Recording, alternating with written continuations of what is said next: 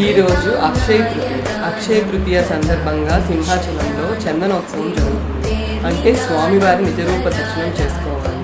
ఆ దర్శనం ఈరోజు మనకి సంవత్సరంలో ఈరోజు ఒక్కరోజు మాత్రమే లభిస్తుంది. ఆ దర్శనానికి నేను వెళ్తున్నాను. చాలా సంవత్సరాల తర్వాత చాలా ఎక్సైటింగ్గా ఉన్నాను.